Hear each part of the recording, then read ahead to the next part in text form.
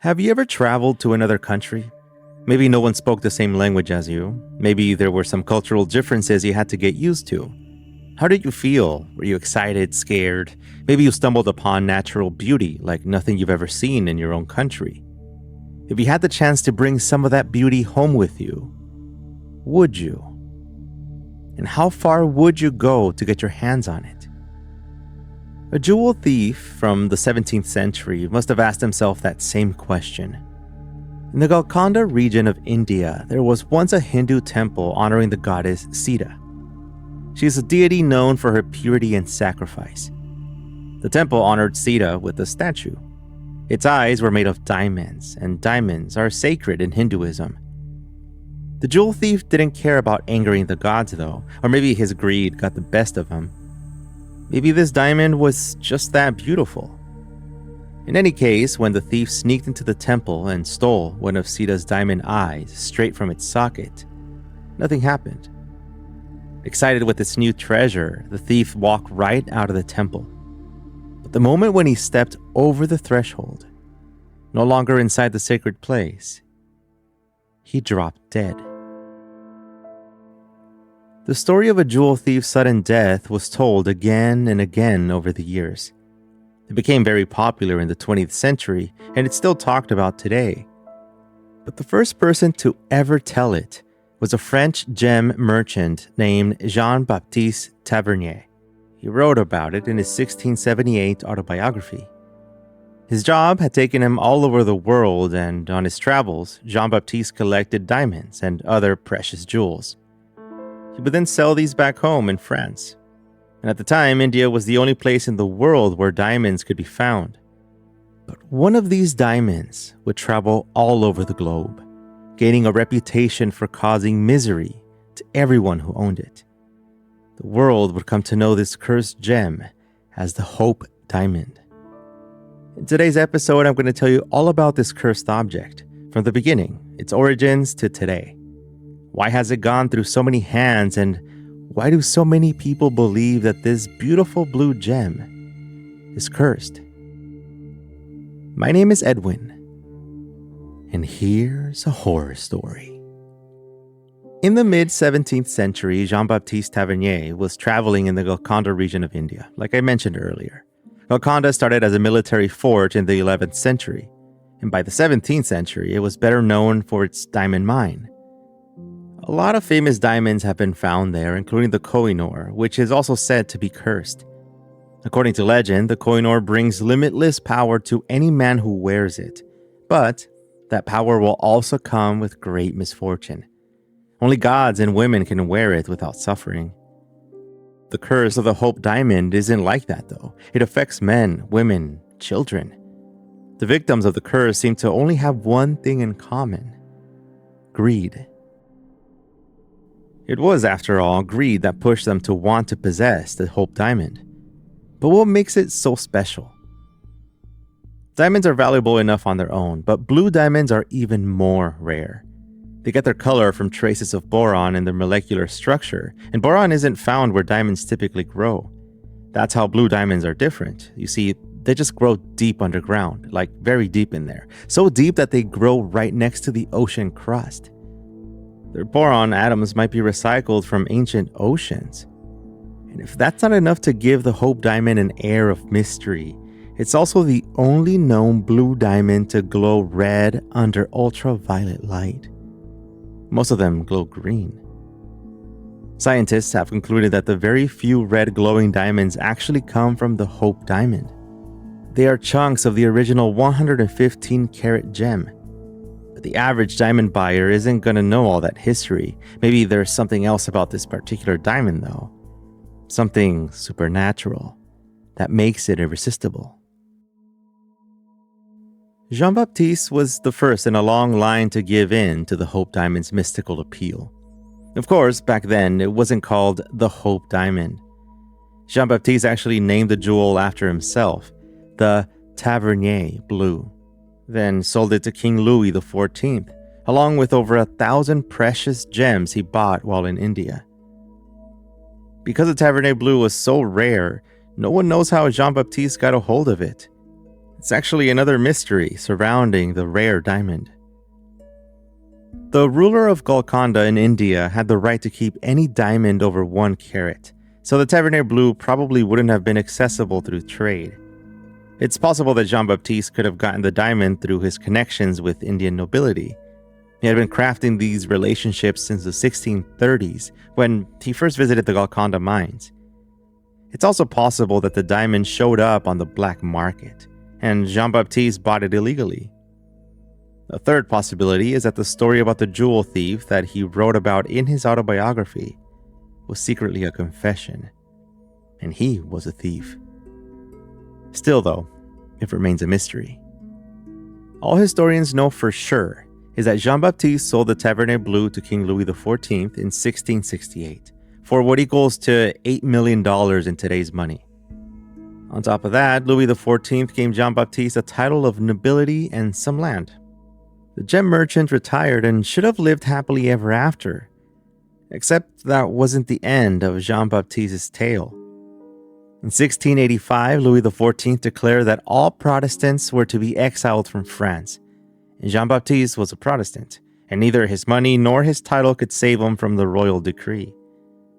After his exile, Jean-Baptiste almost completely disappears from the history books. Most reports say that he was seen in Moscow in 1689, asking the Russian government for financial support. After all, he wanted to travel to India again.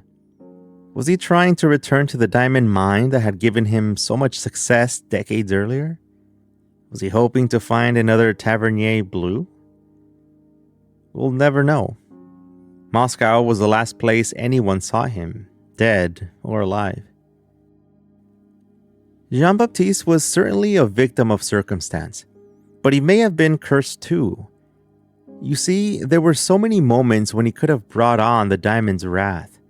Diamonds are sacred in Hinduism. If he stole the Tavernier Blue, the gods might have exacted their revenge on Jean-Baptiste for his disrespect.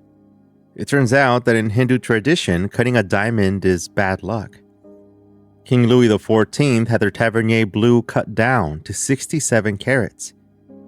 Maybe selling the Tavernier Blue to Louis XIV and putting it in the position to be cut was enough for Jean-Baptiste to suffer from the diamond's curse. Louis XIV wasn't exempt from the curse either. His decision to cut the Tavernier Blue, now called French Blue, might have accidentally unleashed the curse. And that's because what followed was a chain of events that led to the misery of every future owner of the diamond. Alright, so I mentioned that when Louis XIV got it, the Tavernier Blue diamond was cut into a triangle and renamed the French Blue. The diamond was proudly displayed at Versailles, and there it was one of the many symbols of the French crown's wealth and power. But just like Jean-Baptiste Tavernier, no amount of wealth could protect Louis XIV from the curse. About a decade after he purchased the French Blue, the king was at the height of his reign, and the beginning of his slow, painful descent into ruin.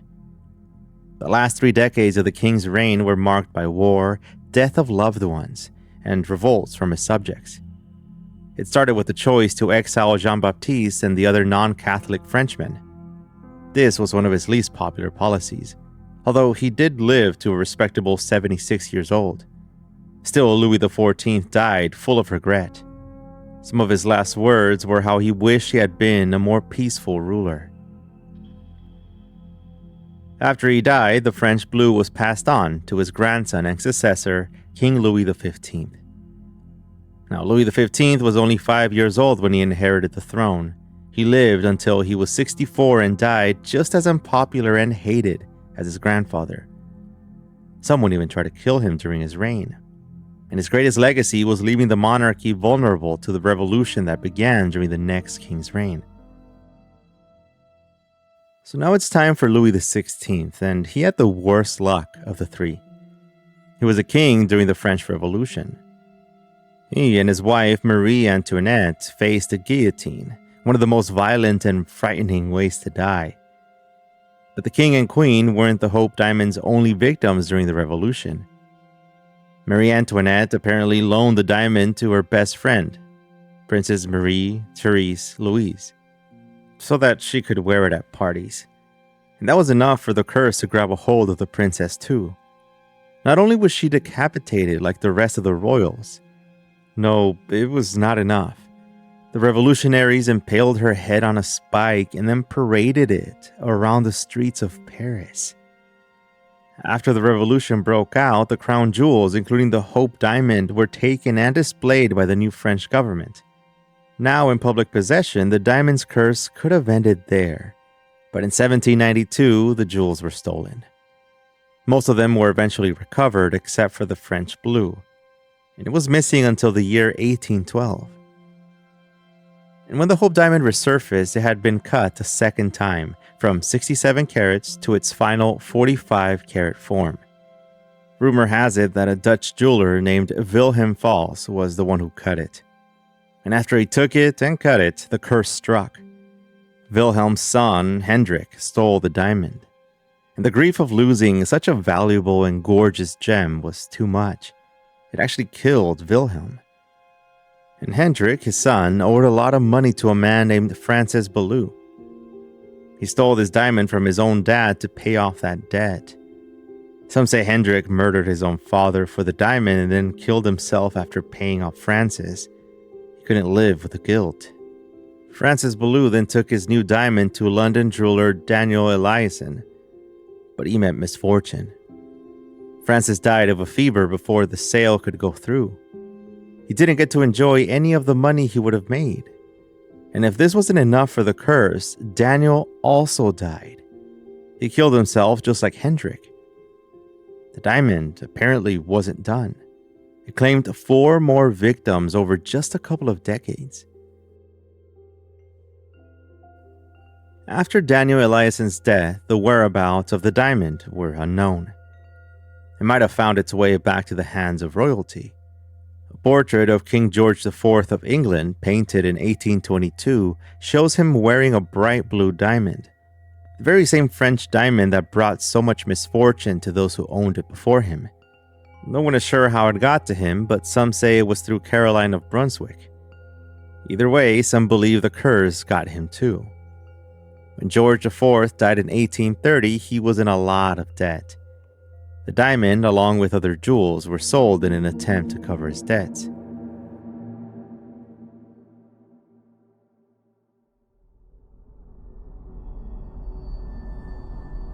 The diamond's next confirmed owner was a London banker named Henry Philip Hope, who gave the jewel the name it still has to this day, the Hope Diamond. It is unclear when Henry Philip bought the diamond.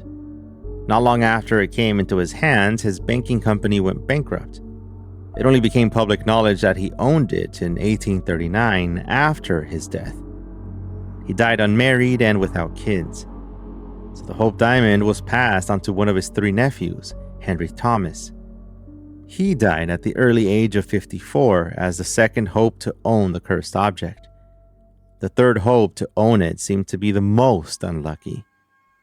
Lord Francis Hope inherited the family diamond in 1884 after his grandmother, the wife of Henry Thomas, had died. A decade later, he met American actress Mae Yohe. They fell in love and were married. The couple enjoyed a luxurious lifestyle, even though they were really not that rich. They were dwindling their funds and growing debt to keep up with their lifestyle. And through all this financial struggle, Lord Francis managed to hang onto the Hope Diamond. But the curse caught up to him. In 1900, Francis and May went on a world tour, and during the trip, they met a U.S. Army captain. And May actually left Francis for him.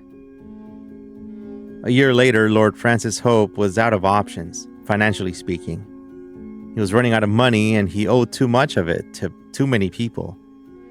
He wanted to sell the diamond to pay all of it off, but his siblings didn't want him to.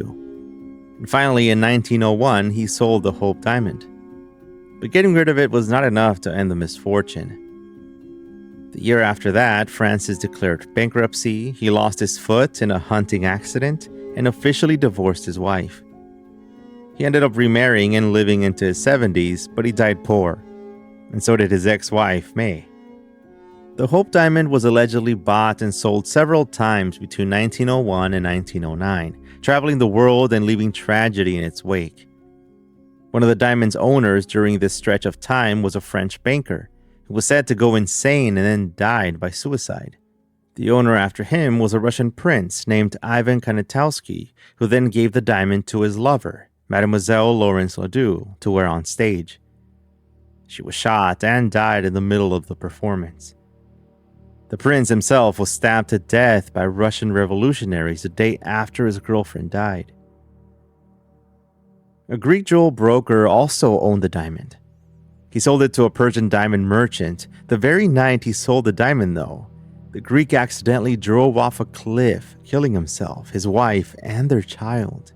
The Persian then sold the diamond to a representative of Abdülhamid II, the Sultan of the Ottoman Empire.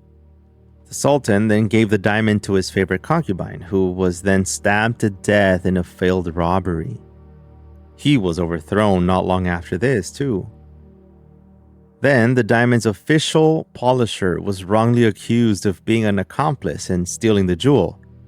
Both he and the thief were tortured and executed.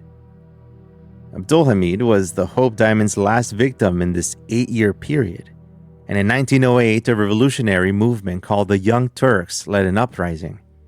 Abdülhamid reluctantly accepted their demand to restore the constitution that he suspended 30 years earlier. The following year, he was forced to resign, and then he lived under house arrest until his death in 1918.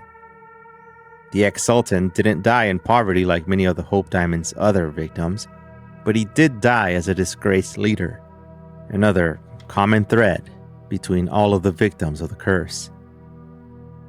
The Hope Diamond's next notable owner was French jeweler Pierre Cartier. As a grandson of the Cartier jewelry brand's founder, Pierre probably felt a lot of pressure to live up to his grandfather's legacy. And maybe that's why, in 1910, he took a risk by purchasing the Hope Diamond for over $2 million in today's money. If he could find the right buyer, then the Hope Diamond could be Pierre's greatest investment yet. That is, if the curse didn't find him first. Pierre had a specific buyer in mind: American heiress Evelyn Walsh McLean. Evelyn was no stranger to luxury. Her father made his fortune through owning and operating a profitable Colorado gold mine around the turn of the century. The Walsh family home was more of a mansion. It had 4 floors and 60 rooms in the middle of Washington, D.C. The top floor of the mansion had a ballroom where the Walshes would host parties, often with hundreds of guests. They were friends with foreign nobility like King Leopold of Belgium and his son King Albert, as well as American politicians like Vice President Thomas Marshall, who served under Woodrow Wilson. Evelyn herself was close friends with Teddy Roosevelt's daughter Alice. Evelyn and her husband Edward Ned McLean inherited the Walsh family home, although they spent most of their time at a second D.C. mansion. In short, the Walshes were like the American version of nobility. And on top of that, Evelyn called herself a lover of jewelry. Getting her to buy the Hope Diamond should have been a piece of cake. But unfortunately for Pierre, Evelyn didn't make the sale easy on him. His first 2 sale attempts didn't go like he thought. She just didn't want it. But he kept trying. He put it in a necklace to make it more enticing. He even offered to let Evelyn give the gem a test run. He was finally able to seal the deal with Evelyn's husband. Ned paid $180,000, about $5 million in today's money.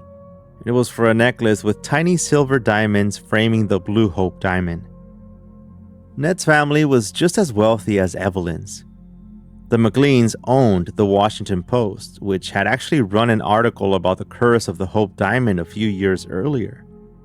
He became across this on the paper. Why would Ned risk cursing his own wife? Well, it turns out the Hope Diamond's legend worked in Pierre's favor. Evelyn believed that things that brought others bad luck had the opposite effect on her. She didn't think the curse would affect her.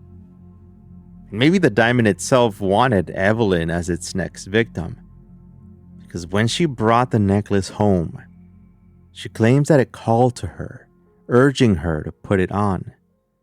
But But the diamond's hold on Evelyn did not last. She must have decided that the curse of the Hope Diamond was more than she could handle, and she didn't want it anymore. But Pierre wasn't going to let her and Ned walk away. He and his brother went so far as to try to sue the couple for breach of contract. And it wasn't until a full year later that Pierre finally received payment and could wash his hands of the Hope Diamond. Unfortunately, the lawsuit he started caused Pierre Cartier to lose a lot of money. Still, Pierre didn't see the investment as a loss. He was glad to part ways from the curse.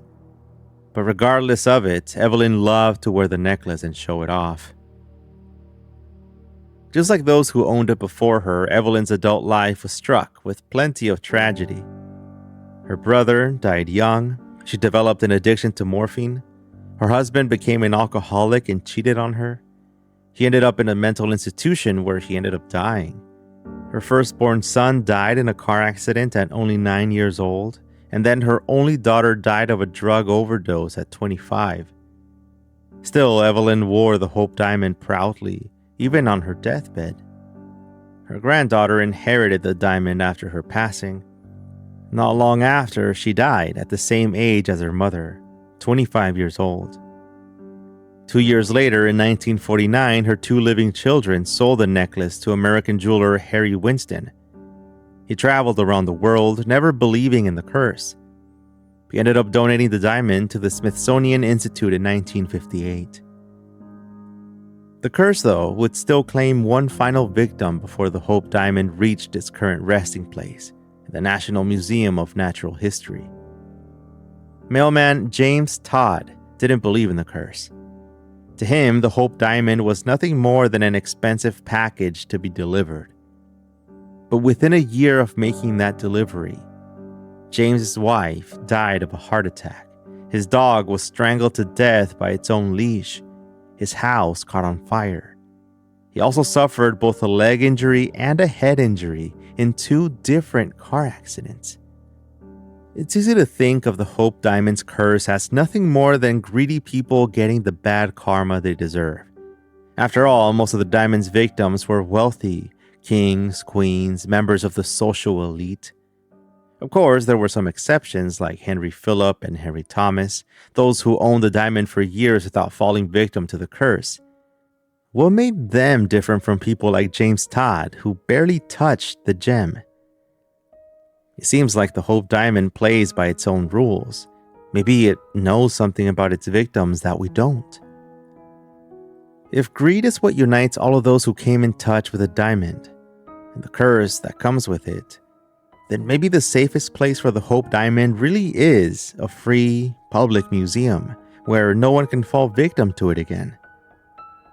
Let's hope it stays that way. If the Hope Diamond finds itself on the market again, legally or illegally, and that you have a means to buy it, think twice. You might just become the curse's next victim.